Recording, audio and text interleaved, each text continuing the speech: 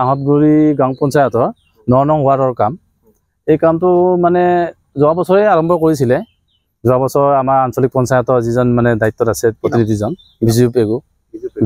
বিজু পাটৰি তেখেতৰ কাম এইটো।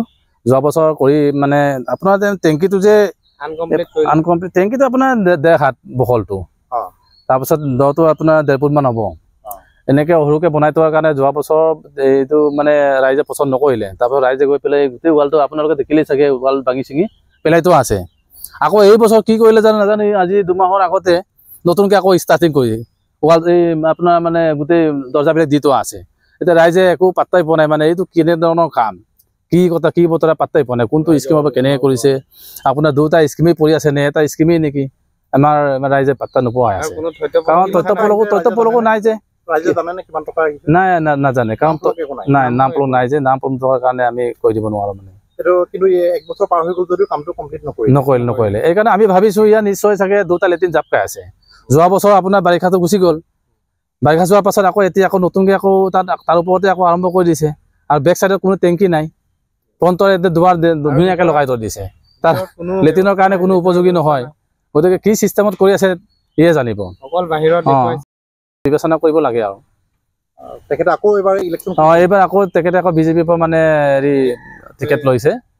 আৰু অকল ইয়াত বুলিয়ে নহয়, গোটেই জিপিটোত আপোনাৰ মানে তাৰ কামৰ কোনো হেৰি নাই, মানে কোৱালিটি নাই আৰু কমপ্লিট নহয়। আপোনালোকৰ কাষতে আছে ৰংগমঞ্চ এখন আছে আপোনাৰ, এই লেংটা হৈ আছে। এতিয়া এইটো চিষ্টেম কেনেকুৱা ধৰণৰ ৰাইজে বুজি নাপায় মানে। আৰু ঘৰটো বনাই দিছে হৈ গৈছে আৰু, কিন্তু আছে বুলি কয় নহয়গৈ।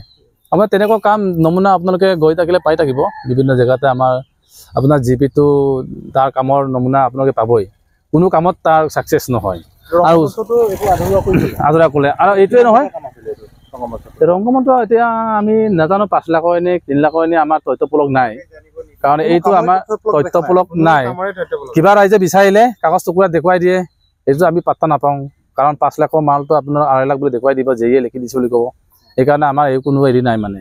আৰু ওচৰতে আমাৰ নামঘৰ এখন আছে এইফালে, এইটো আধৰুৱা কৰি দিলে। আধৰুৱা কৰাৰ কাৰণে এইটো MP প্ৰান্ত আছিলে নেকি আপোনাৰ, অসম দৰ্শন নে কি কয়, এইটো 5 লাখ টকা নে কি, এইটো কি কৰিলে আধৰুৱা কৰি থৈ দিলে।